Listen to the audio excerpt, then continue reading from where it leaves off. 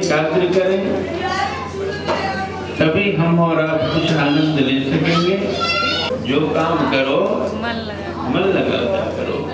खेलना है मन लगा कर खेलो, व्यापार करना है मन लगा कर करो, लेकिन कथा भी सुनने बैठो तो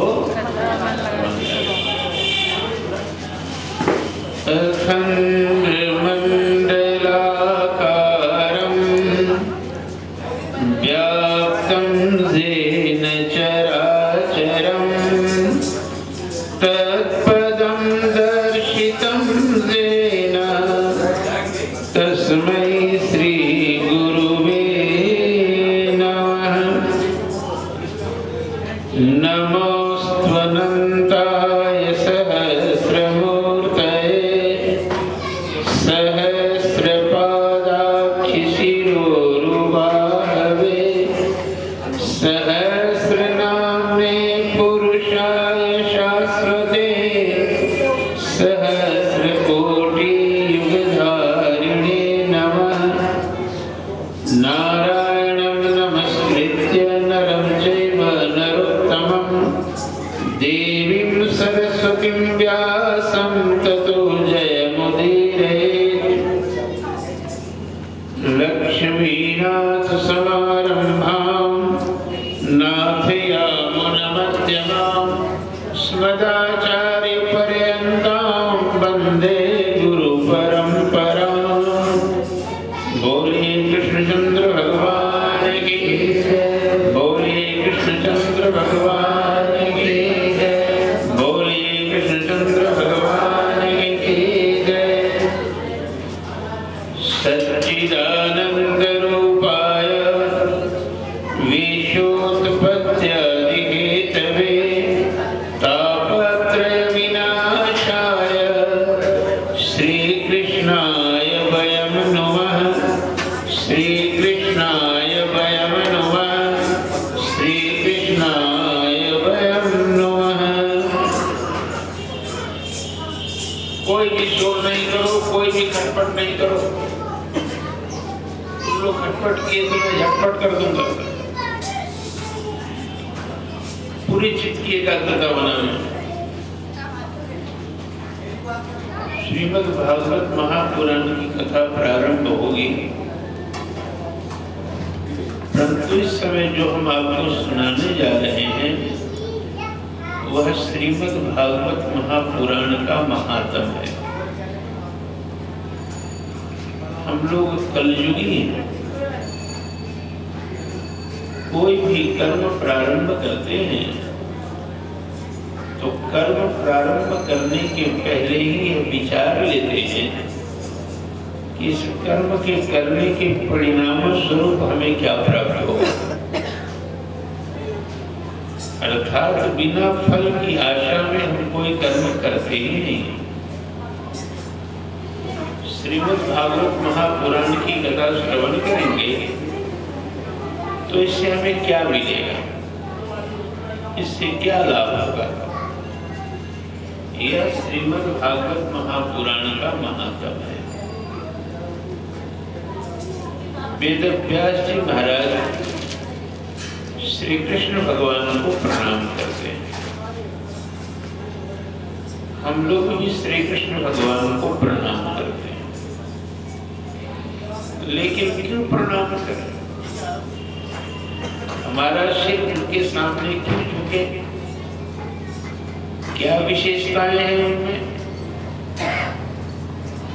तो वेदव्यास जी कहते हैं वे सच्चिदानंद रूप है। क्या है? सच्चिदानंद रूप है। सच्चिदानंद एक शब्द है जो 3 शब्दों के जोड़ से बना हुआ है। सत जोड़ चित जोड़ आनंद। संसार में सभी जगह सत है। सत ब्रह्म है। सत क्या है? ब्रह्म। ध्यान देना, एक सत है और एक शब्द है सत्य। सत 100 और आधा तो क्योंकि सत्य में स आधा तो और य लगा हुआ है, दोनों में बहुत बड़ा फर्क है। सत्य अर्थात एसेंस और सत्य ट्रूथ, दोनों में फर्क है। एक सत्य है और एक सत्य। सत्य दूध है,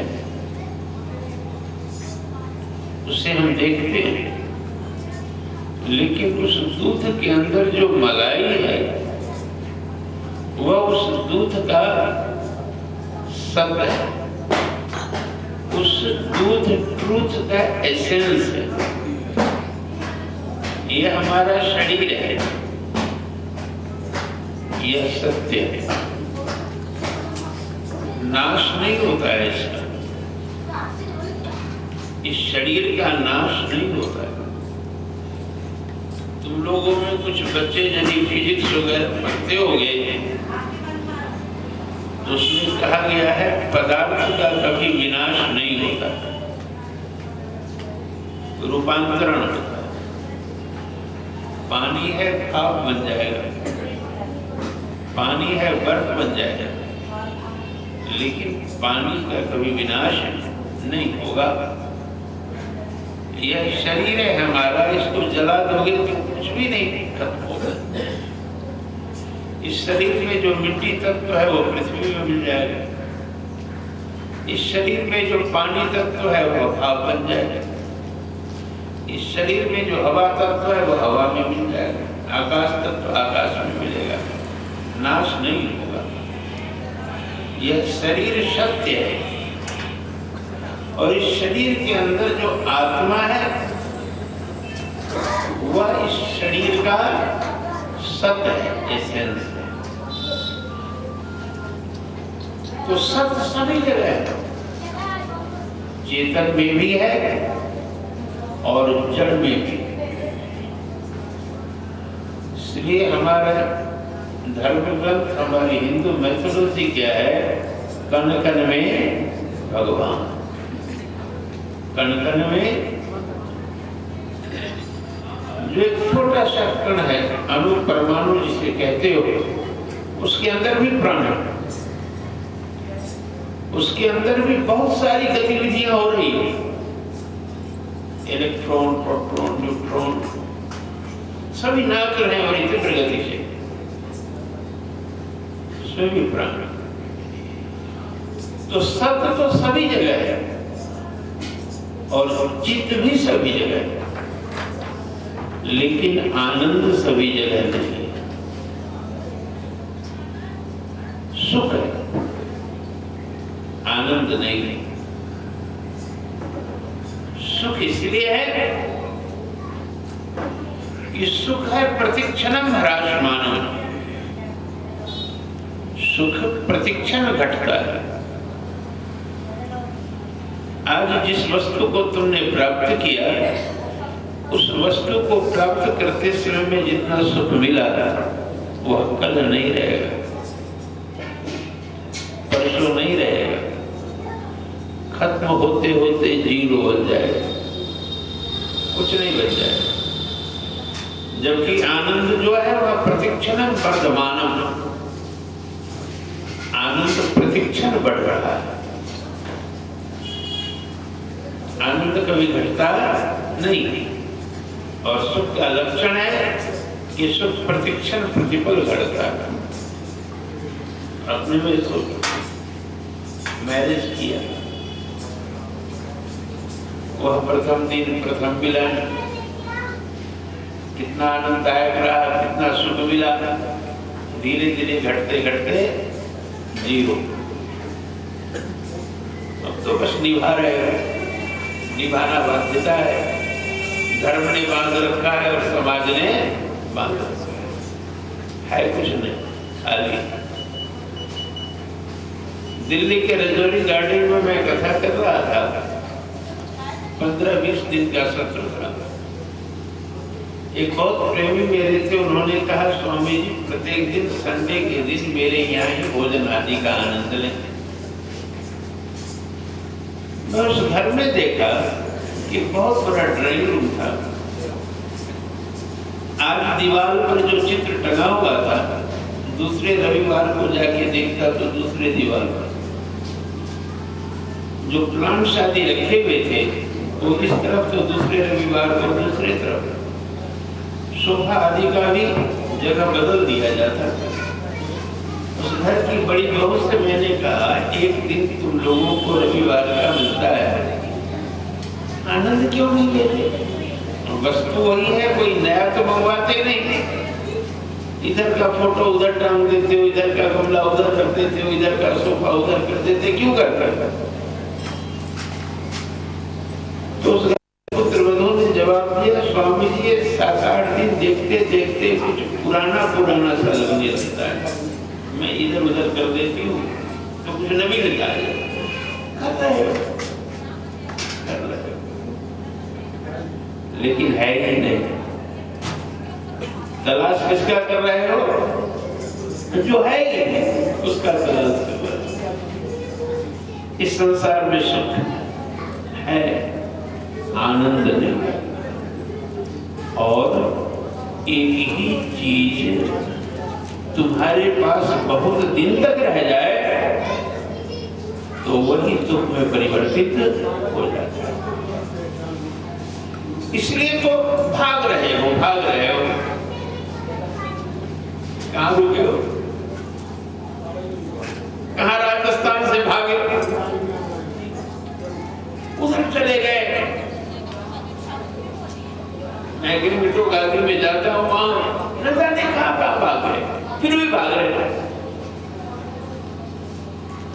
यह दौड़ रुक जाए, एक जगह टिक जाओ तो बात समझ में आ जाए कि जो प्राप्त करना था यह व्यक्ति वो प्राप्त कर लिया है।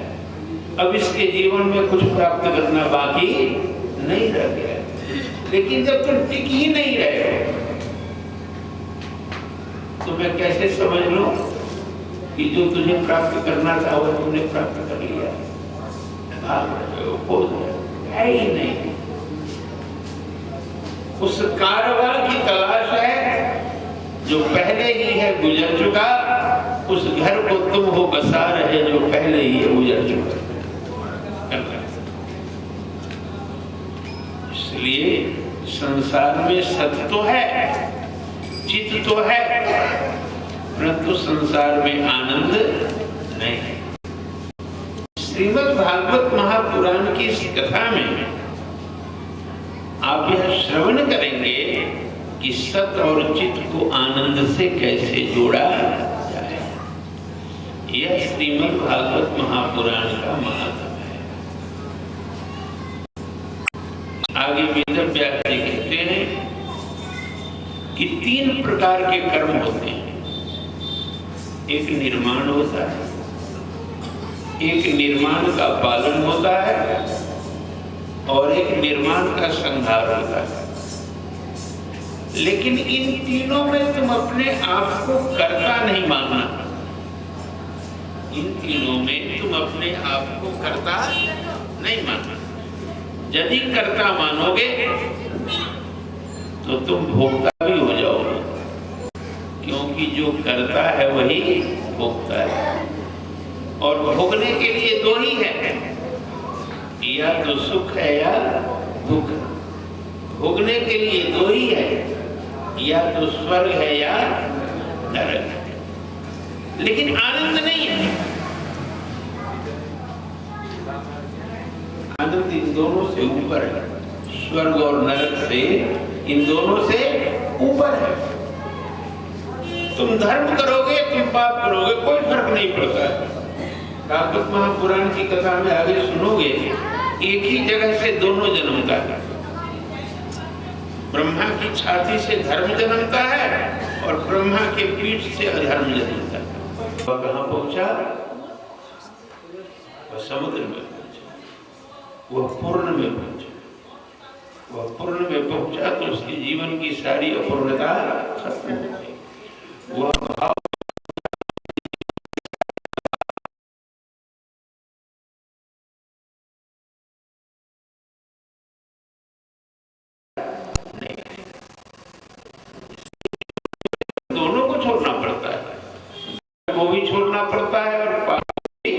छोड़ना पड़ता है। तुम कुछ भी नहीं करते।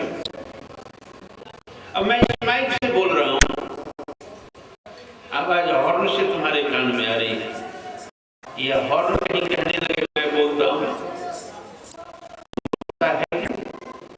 बोल तो मैं रहा हूं। गीता में एक गलती कृष्ण से के सामने अर्जुन बोला था, क्या कृष्ण मैं इन लोगों को नहीं मारूंगा, ये हमारे अपने हैं, कोई गुरु है, कोई चाचा है, कोई ताऊ है, मैं नहीं मारता। तो श्री कृष्ण कहे अर्जुन तुम भी किसी को मारते हो और तुम भी किसी को जन्माते हो, मूर्ख, ये सब मेरे द्वारा मारे जाते हैं। और सुन लो, तुम कहते हो नहीं मारूंगा, लेकिन इन लोगों को तो मैंने पहले ही मार दिया। कृष्ण कहे गीता में निहिता पूर्वमेव, मैंने इन लोगों को पहले ही मार दिया। अर्जुन कहा जब ये सब पहले ही मर गए हैं तो मेरी भूमिका क्या है युद्ध में? तब श्री कृष्ण बोले थे निमित्त मात्र भव्य सत्य साचिन, ये दोनों हाथों से बाण चलाने वाले अर्जुन तुम एक निमित्त हो। एक बाप कहता है मेरा बेटा है, झूठ बोलता है, वह निमित्त है। सभी का पिता परम पिता, इसलिए करते तुम कुछ नहीं हो, करता वही सब कुछ। तुम कहते हो कि तुम करता हो तो उसी समय तुम बंधन में अपने आप को बंधा हुआ महसूस करते। व्यास कहते हैं ये तीनों कर्म परमात्मा कर रहा है, तुम नहीं करते। व्यास कहते हैं भागवत में यथा क्रीडोपस्करा नाम संयोग विगमामिह इच्छा क्रीडितु स्याताम तथैवेशेच्छा निर्णाम। व्यास कहे जिस प्रकार से छोटा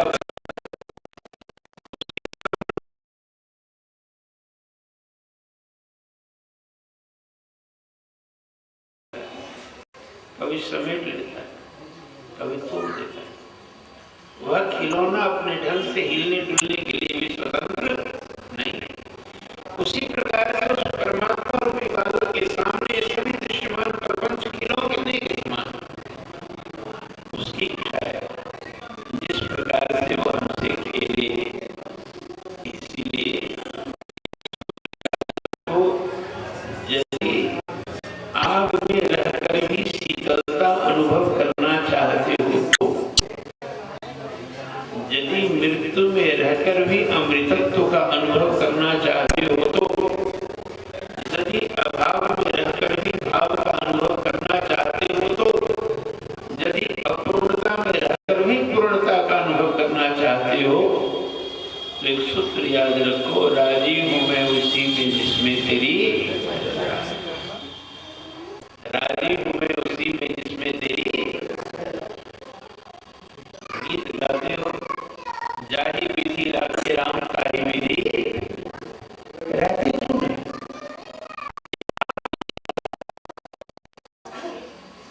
ये जो गीत के बोल हैं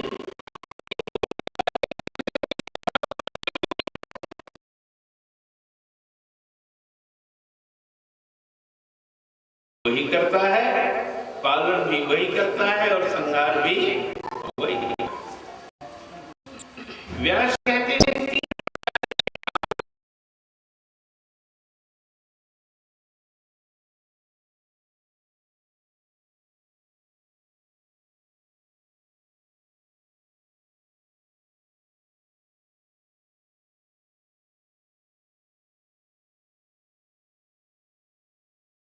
इन प्रकार की आगू से तुझे कौन बचाएगा? भागवत में कथा है कालिया नाग को कालीदह से कृष्ण भगा देते हैं। जब वापस लौटते हैं गोकुल वासियों के साथ तो जंगली आग चारों तरफ से घेर लेता है। होता हुआ ना जंगल में जो आग लग जाता है, सभी गोकुलवासी चिल्लाने लगते हैं कृष्ण मरेंगे, यह आग चारों तरफ से घेर लिया। कृष्ण कहते हैं आप लोग चिल्लाए नहीं, आंख बंद कर ले। सभी आंख बंद कर ले, आंख खोले, सभी आंख खोले, कहीं भी आग नहीं है। यशोदा पूछी, मुन्ना इतना धधकता हुआ आग कहां चला गया?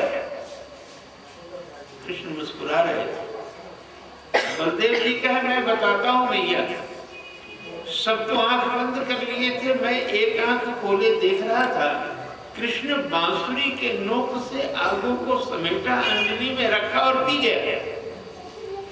यशोदा कही, मुन्ना तुम आग भी खाते हो क्या? कृष्ण के भैया तुम्हारा मैं माखन मिश्रित खाता हूं, माता मैं जिसका माखन खाता हूं उसके जीवन